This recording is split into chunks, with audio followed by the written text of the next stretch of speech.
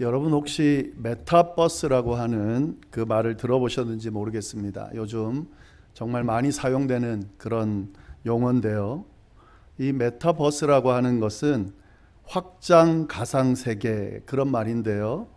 가상, 초월을 의미하는 메타라고 하는 단어와 우주를 뜻하는 유니버스와 합성한 그런 신조어입니다. 가상 우주라는 말이죠. 현실같이 구현한 가상 세계로 그렇게 번역할 수가 있습니다. 이 용어는 1992년에 닐 스티븐스라고 하는 사람의 소설 스노우 크래시라고 하는 데서 처음 사용됐습니다. 근데 지금은 많이들 사용하고 있습니다. 이 메타버스라고 하는 이 말은 어느 정도 나이가 있는 사람에게는 아마 낯설게 여겨질 테지만 태어날 때부터 스마트폰을 손에 쥐고 사용한 세대에게는 아주 익숙하면서 그런 친밀한 그런 용어라고 볼 수 있겠습니다. 가상이 현실이 되는 그런 것, 그리고 현실을 초월한 새로운 세계를 만들어내고 그 속에서 활동이 가능하도록 만드는 것, 이게 메타버스입니다. 이미 산업 전반적으로 아주 중요한 이슈가 되고 있고 활용이 되고 있습니다. 이 메타버스가 어떻게 적용이 되었는지 또 되고 있는지 몇 가지 예를 한번 들어보겠습니다. 여러분 혹시 수년 전에 그 사람들이 군데군데 모여가지고 핸드폰을 들고 이렇게 걸으면서 무리지어 다니는 그런 장면을 혹시 보셨는지 모르겠습니다. 안 보신 것 같은데요. 그런 적이 있었습니다. 이렇게 사람들이 막 어느 군데 모여가지고 핸드폰을 보면서 앞도 안 보고 핸드폰만 보면서 이리저리 몰려다니는 그런 모습이 전 세계적으로 있었습니다. 그게 뭐냐면 이 포켓몬고라고 하는 게임인데요. 그 게임이 그냥 단순한 게임이 아니라 이 현실 세계와 게임 세계가 접목이 되어 있는 거예요. 그 스마트폰 안에서 게임을 하지만 거기 안에 있는 캐릭터들, 포켓몬이라 그러는데요. 이 캐릭터들을 수집하기 위해서는 그 장소로 가야 됩니다. 그 장소에 그 게임이 만들어져 있는 그 장소에 가면 거기에 다양한 캐릭터들이 있습니다. 그래서 그 캐릭터를 모으기 위해서는 그 장소에 가야 되고 그 장소에 가서 그 캐릭터를 모으게 되는 거죠. 그러니까 현실이 가상이 되고 가상이 현실이 되는 그런 일이었죠. 그래가지고 막 사람들이 그 캐릭터가 나오는 곳에 모여들기 시작하고요. 그래서 많은 또 문제들이 생기기 시작했습니다. 그걸 찾다 보니까 앞을 보지 않고 걷다가 넘어지기도 하고 부딪히기도 하고 또 어디 이렇게 떨어지기도 하고 그랬다는 이야기들이 많았었습니다. 저는 그때 하지는 않았지만 그런 모습들을 많이 봤습니다. 이게 메타버스에 한 적용할 수 있는 하나의 예가 될 수가 있죠. 분명히 게임인데 현실과 연결이 되어 있다는 거죠. 그리고 그 게임을 현실 속에서 하는 거죠. 이게 하나의 예가 되고 있고요. 또 다른 예가 있다면 어떤 예가 있냐면 이 가상의 인물을 만듭니다. 그리고 그 인물을 통해서 활동을 하는 겁니다. 무슨 말이냐면 패션 브랜드인 질 바이 질 스튜어트라고 하는 그런 패션 브랜드가 있는데 거기에 전속 모델이라고 하는 로찌라고 하는 존재가 있습니다. 모델이에요. 그래서 그 모델이 옷을 입고 또 가방 같은 걸 메고 사진을 찍고 그리고 사람들에게 광고를 합니다. 그래서 사람들이 그 로찌라고 하는 모델도 좋아하고 그리고 그가 입은 옷, 그가 맨 가방들을 많이 구입했습니다. 아주 인기가 있습니다. 그런데 이 로찌라고 하는 모델은 실제 사람은 아니에요. 만들어진 가상인물이에요. 근데 마치 연예인처럼 그렇게 사람들에게 그렇게 알려지고 또 그렇게 보여지고 그렇게 하고 있고 그가 하는 활동이 마치 실제 모델이 하는 것처럼 그렇게 활동한다 하는 거죠. 최근에 보니까 이 로찌라고 하는 모델이 가수로 데뷔한다는 이야기가 들리는데 지금 했는지는 잘 모르겠습니다. 이것도 마찬가지예요. 실제 인물이 아닌데 가상인물인데 모델로 활동을 하는 거예요. 그리고 그 모델을 가상인물이라고 생각하지 않고 그냥 마치 연예인 보듯이 그렇게 생각하고 또 추종하고 따른다 하는 거죠. 이것도 메타버스가 적용된 하나의 예라고 볼 수 있습니다. 또 한 가지만 더 말씀을 드리면요. 이건 우리나라 기업인 네이버에서 만든 건데요. 이 메타버스 플랫폼으로 만든 게 있어요. 제페토라고 하는 그런 앱입니다. 앱. 그러니까 스마트폰에 있는 앱인데요. 이게 뭐냐면 가상의 세계 속에 아바타를 하나 만들어 놓고 자기를 거기다가 집어넣는 거예요. 그리고 그 안에서 생활을 하는 겁니다. 예. 그러니까 가상의 인물을 자기와 똑같은 캐릭터를 이 플랫폼 안에 제페토라고 하는 거기에 만들어 놓고 거기서 마치 현실처럼 생활하는 거예요. 그냥 뭐 구입하기도 하고 쇼핑하기도 하고 여행을 다니기도 하고 그렇게 하는 겁니다. 마치 현실과 똑같이 그렇게 하는 거예요. 근데 이 제페토라고 하는 이 앱이 2018년에 출시가 됐는데요. 지금 세계 가입자 수가 2억 명이 넘었다고 그래요. 그러니까 엄청나게, 우리는 안 하지만 엄청나게 많은 사람들이 이 앱을 통해서 지금 가상의 세계에서 현실을 마치 즐기는 것처럼 그렇게 사용하고 있다 하는 거죠. 예, 이런 활용들은 많이 있습니다. 그리고 이런 메타버스를 활용한 그런 여러 가지 컨텐츠들이 계속해서 나오고 있습니다.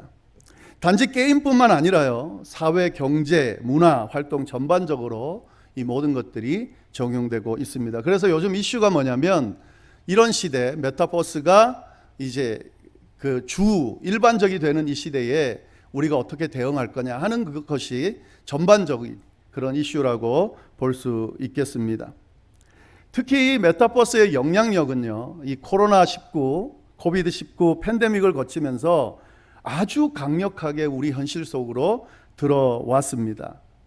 그래서 생활 전반적으로 굉장한 영향력을 끼쳤는데 우리 신앙생활에도 아주 강력한 영향력을 끼쳤습니다. 여러 가지 변화를 일으켰는데요. 그 중에 하나가 비대면 예배, 온라인 예배라고 볼 수 있습니다. 사실 이것도 메타버스의 흐름 중에 하나라고 볼 수 있는데 온라인으로 예배를 드리는 거죠. 여러분 한번 생각해 보세요. 온라인으로 예배를 드린다. 사실 예전에는요, 이 온라인 예배 드리기 전에, 코비드 전에는 온라인으로 예배 드린다는 것 자체를 우리가 상상하지 않았습니다. 상상하더라도 그런 이야기가 나왔을 때에 그건 아주 낯선 것으로, 더 나아가서는 뭔가 잘못된 것으로 생각을 했습니다.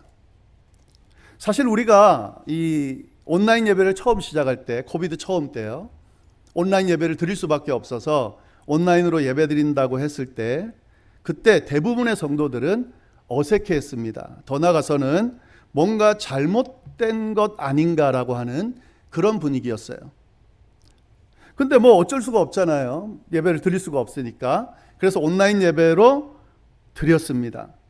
근데 이 온라인 예배로 드리다 보니까 점점 익숙하게 되고 이제 2년이 넘고 3년 차에 접어든 지금은 너무 그냥 일반적인 당연한 것으로 받아들입니다. 이건 나이에 관계없이요, 온라인으로 예배드리는 것이 뭔가 꺼림칙하다는 거지, 아직도 이게 맞나 하는 그런 생각이 드는 거지, 예배드리는 거 처음에 우리가 드리기 전처럼 이상하다, 틀렸다 이렇게 생각하지는 않는다 하는 거죠. 온라인 예배를 드리는 것, 이것도 우리에게 있어서 메타버스가 적용되는 그런 것이라고 할 수 있습니다. 그런데 이제 이런 분위기라면요, 우리가 이런 생각도 해봐요. 모든 예배를 온라인으로 드리자 하는 이야기도 나오게 될 것 같아요. 지금 아까 말씀드린 그런 분위기라면 저희는 지금 낯설지만 우리 자녀들 또 후손들은 아마 온라인으로 예배 드리는 것이 당연한 것으로, 또 더 나아가서는 온라인으로 예배 드리는 것으로 그렇게 신앙생활 할 수도 있지 않을까 하는 그런 생각이 듭니다. 인정하듯 인정하지 않든 사실 이것이 세계적인 흐름이고 우리는 이 세계적인 흐름을 지금 맞닥뜨리고 있고, 뭐 받아들이지 않는다고 해도 이 부분을 우리가 고려해야 되는 그런 상황에 처해 있다 하는 거죠. 어떻게 대처해야 되는지 이 세상만 지금 고민해야 될 게 아니라 우리 그리스도인들도, 우리 성도들도, 우리 교회도 어떻게 대처해야 될지 정말 고민해야 되는 그런 상황이 됐습니다. 이 부분에 대해서 정말 깊은 연구가 필요하고요. 또 잘 대처해 나가야 된다라는 생각이 들고, 이런 부분을 뭐 지금 다 이야기할 수는 없기 때문에 그 부분은 뭐 뒤로 좀 밀어놓고요. 이 온라인 예배는 어떨까 하는 거죠. 이런 시대적인 흐름에서 온라인으로 드리는 이 예배를 우리가 어떻게 이해하고 또 받아들이고 또 대처해야 될까 하는 거죠. 계속 허용해야 될까요? 도리어 장려해야 될까요? 아니면 이제 대면 예배로 바꿨기 때문에 온라인 예배가 아닌 대면 예배를 드리도록 권면하면서 그렇게 이끌어야 할까 하는 거죠. 굉장히 고민스러운 부분이죠. 사실은 이 부분에 대해서는요, 교회들이 되게 혼란스러워하고 있는 상황입니다. 지금 어떻게 해야 될지 교회들이 되게 힘들어하고 있어요. 온라인 예배를 쭉 드리고 이제 어느 정도 우리가 아직 뭐 해결은 안 됐지만 이 팬데믹이 어느 정도 좀 접어들고 있는 이런 상황에서 대면 예배로 많은 교회들이 바꿨습니다. 한국도 지금 이제 바꿨어요. 그런데 여전히 온라인으로 예배드리기를 원하는 분들이 있습니다. 아직 왜냐하면 코로나가 해결이 된 게 아니잖아요. 어떻게 하면 좋냐는 거죠. 네.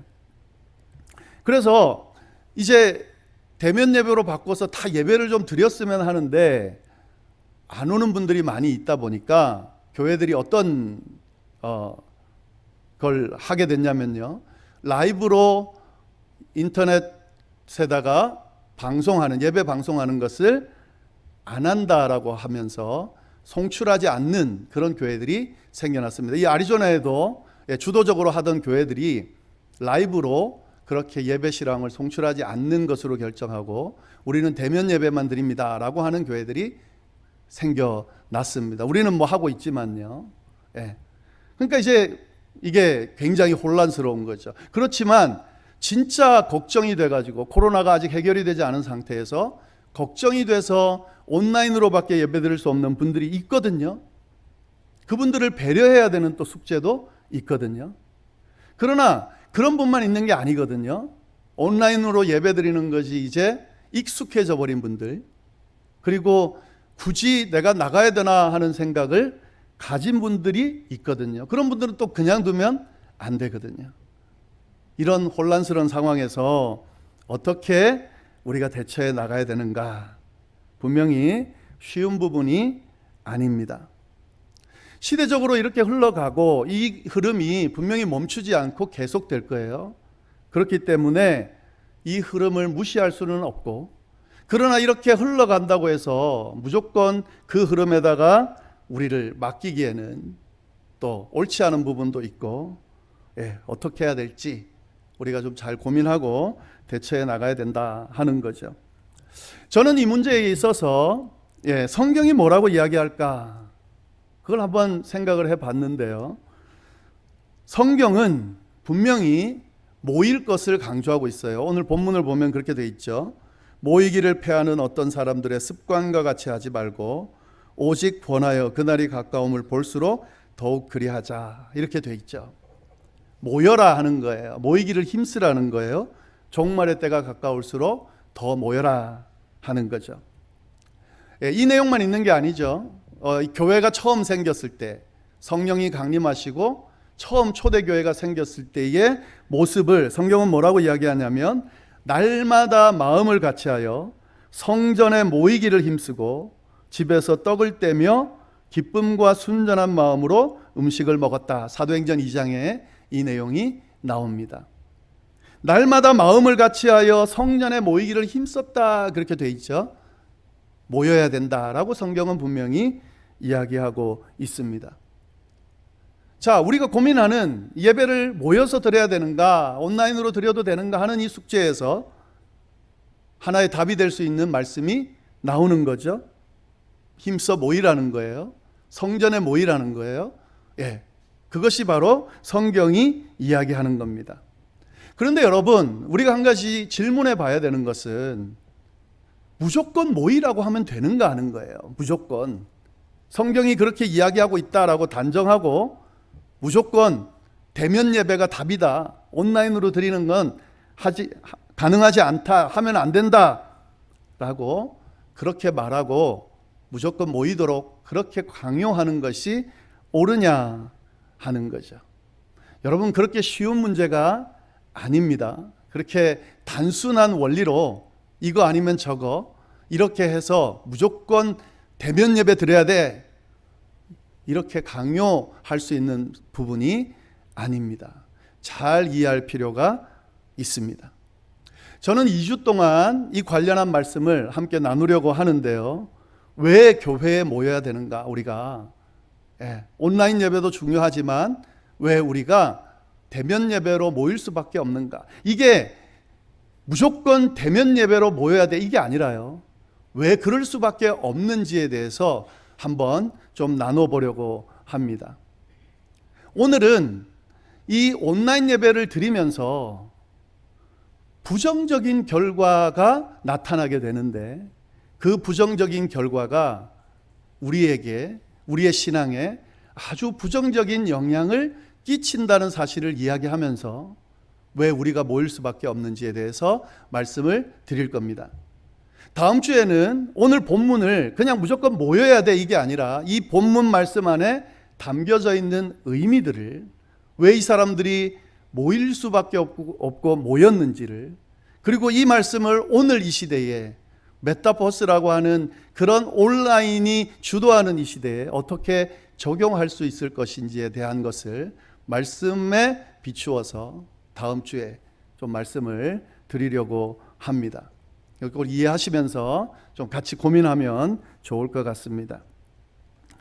자, 오늘 함께 나눌 말씀은요, 이 온라인 예배를 어떻게 할 것인가 하는 부분인데, 저는 기본적으로 지금 이제 이야기하려고 하는 그 말씀 전에 기본적으로 드리고 싶은 이야기는 개인적인 의견이에요. 개인적인 의견은 시대의 흐름에 대처하는 것, 이것이 교회가 해야 되는 거라는 기본적인 생각을 갖고 있습니다. 온라인이 주도하는 시대, 그 시대라면 우리 교회도 이 온라인이 주도하는 시대에 맞게 시스템을 갖추고 그에 대한 대처를 할 필요가 있다라는 그런 생각을 합니다. 이거 제가 가지고 있는 기본적인 생각입니다.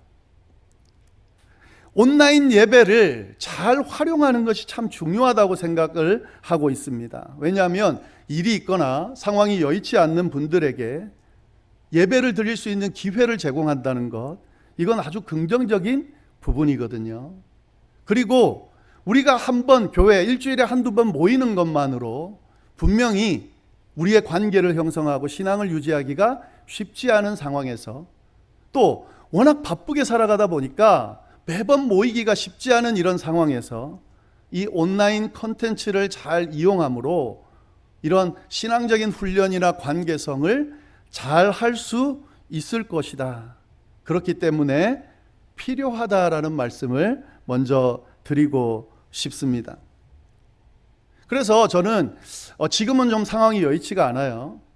제가 지난주에도 광고 시간에 말씀을 드렸지만 갑자기 그 유튜브에 새벽 기도하고 제 주일 설교 조회수가 말도 안 되게 늘어나서 한 2주 동안 제가 굉장히 당황하면서 좀 봤습니다. 그 2주 동안 막 400명까지 막 보기 시작하고 듣기 시작하고 하면서 이게 뭔가라고 봤는데요. 물론 뭐 지금 그 인원이 줄어서 또 예전보다 조금 더 보시는 것 같은데, 그걸 보면서 관심 있어 하는 사람들이 있고, 이 관심 있어 하는 사람들이 우리 유튜브나 홈페이지에 들어왔을 때에 그들에게 뭔가 좀 더 나은, 물론 기본적으로 설교가 더 나아야 되겠죠. 또 그 외에도 기본적인 컨텐츠들이 많이 있어서 그들의 관심을 좀 잡을 수 있으면 참 좋겠다 하는 아쉬움이 생겼습니다. 그런 부분에 대해서 우리가 계속해서 연구하면서 그런 컨텐츠들을 제공할 수 있도록 그렇게 방향을 가지고 가는 것이 필요하다. 지금은 여력이 되지 않지만 그건 우리가 해야 되는 일이다라는 생각을 했습니다. 필요하다는 거죠.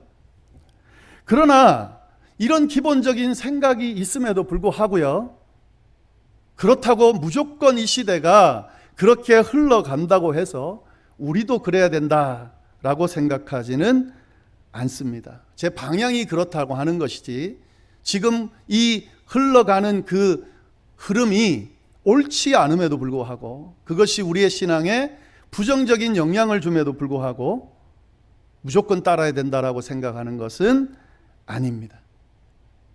이 온라인 예배를 드리면서 분명히 긍정적인 결과가 있었는데, 사실은 솔직하고 냉정하게 들여다보면 부정적인 결과가 참 많이 나타나고 있다는 것을 우리가 보게 됩니다.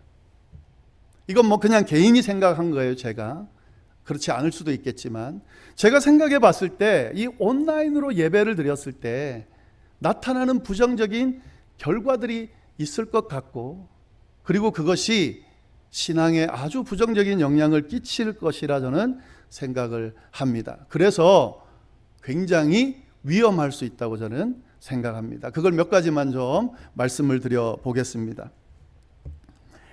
이 온라인으로 예배 드릴 때요, 정성껏 잘 준비해서 진짜 대면 예배로 예배당에 나와서 드릴 때처럼 잘 준비해서 집중해서 드릴 수 있는가 하는 거죠.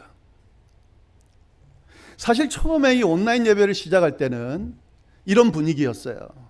익숙하지는 않지만 온라인 예배로 드려야 되니까 잘 준비해 가지고요, 아마도 제가 생각건대는 복장도 잘 하시고 시간도 잘 맞추고, 그리고 그 모니터 앞에서 그렇게 드리려고 하는 그런 모습들이 있었을 것 같아요. 있었을 겁니다. 그렇게 했을 거예요. 시간도 잘 지키고 했을 겁니다. 찬양 부를 때도, 예배 드릴 때도, 진행될 때도 마치 여기서 예배 드리는 것처럼 하려고 애를 썼을 것입니다.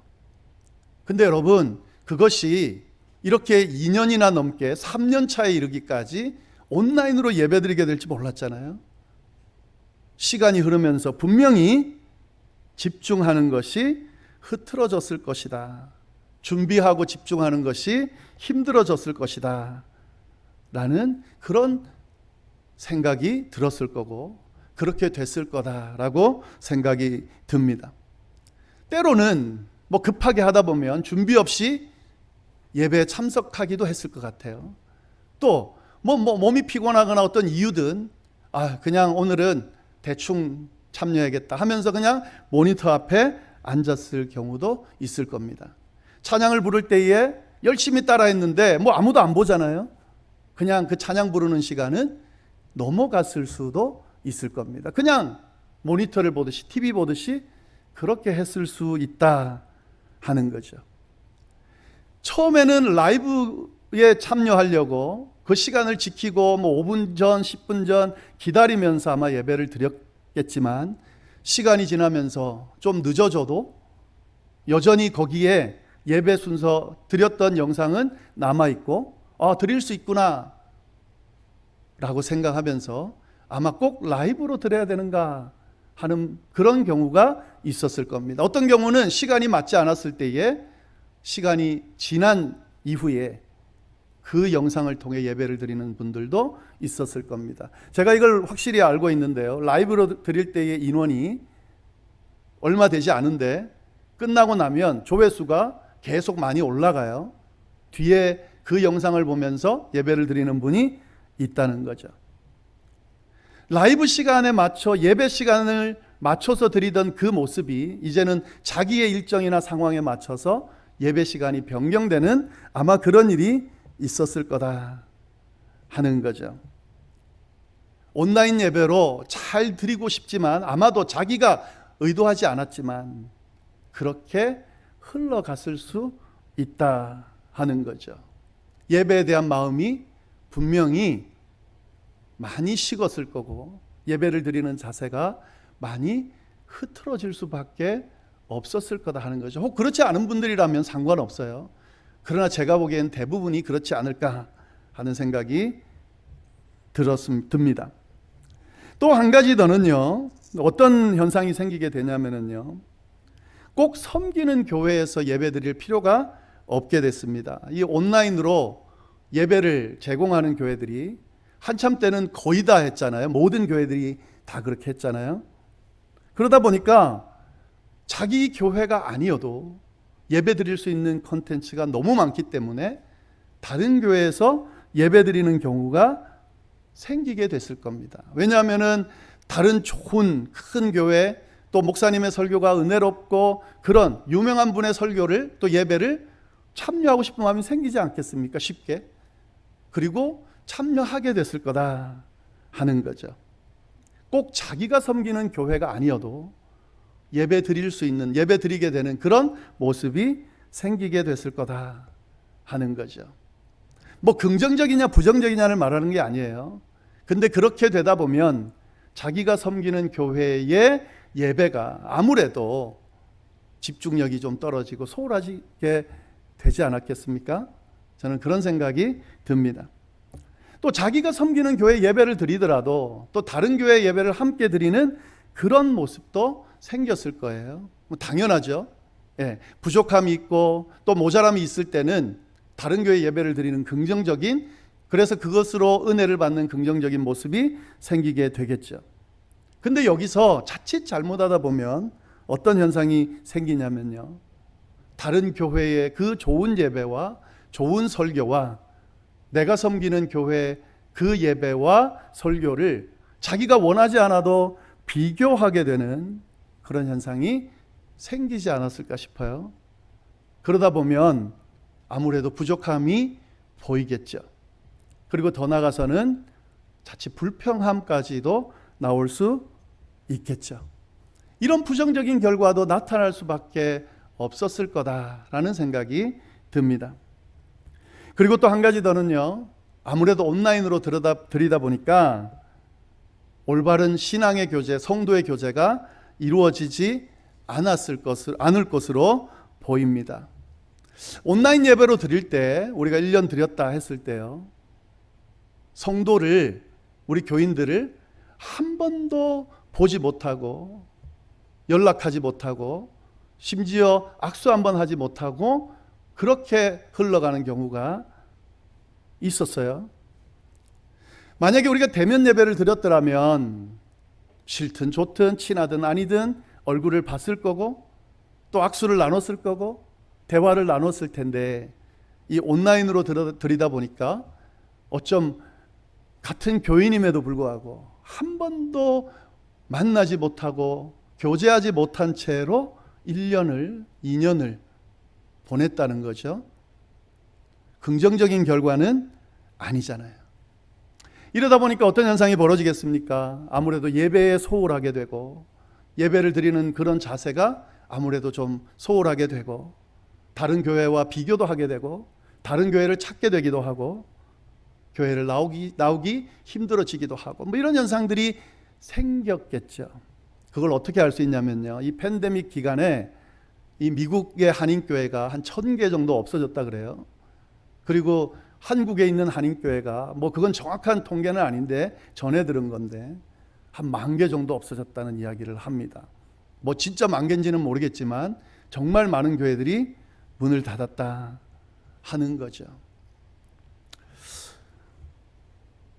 꼭 교회 가서 예배를 드려야 되는가? 온라인 예배를 드리는 것이 잘못된 건가? 저는 그 이야기를 옳다 그르다를 말씀드리지 않겠습니다.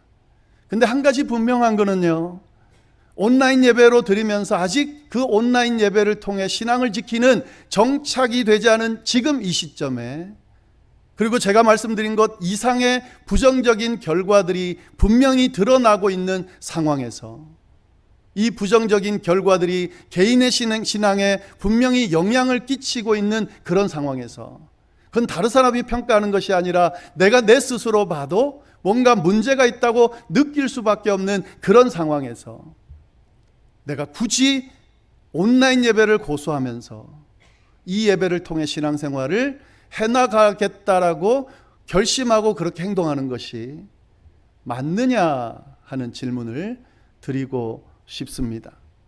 나중에 이 메타버스라고 하는 그 분위기가 익숙해지고 온라인으로 드려도 전혀 문제가 없고 도리어 이걸 통해서 더 많은 콘텐츠들을 접하면서 신앙의 성숙도를 이루는 그런 분위기라면 그때는 제가 말하는 것이 맞지 않겠죠? 그러나 지금은 아니라는 거예요. 한번 잘 생각해 보시기를 바랍니다.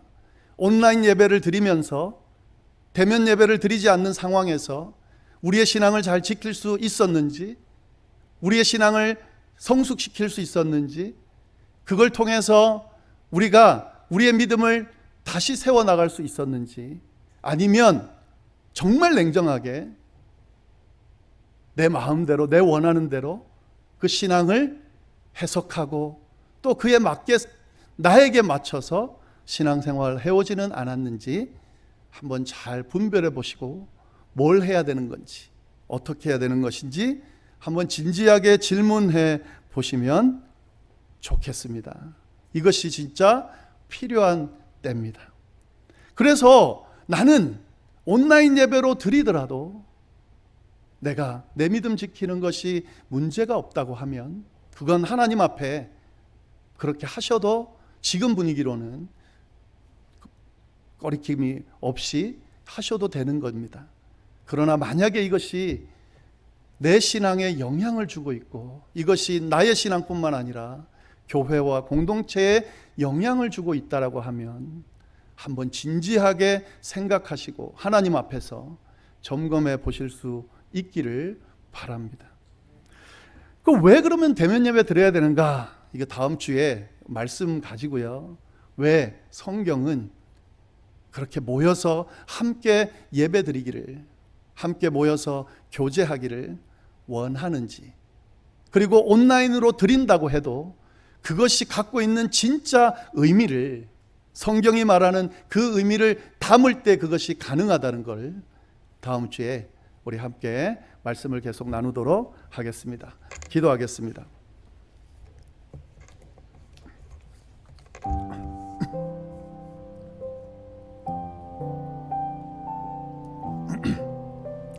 하나님 아버지 감사합니다. 또 귀한 말씀을 통하여 우리를 돌아보게 하시고 또 어떻게 우리를 주스르고 신앙생활을 하며 하나님 앞에 서야 하는지 다시 알려주셔서 감사합니다. 성령께서 친히 알려주시고 보여주시고 깨닫게 해주셔서 성령이 친히 하시는 말씀을 듣는 귀한 시간이 될 수 있도록 인도하여 주옵소서.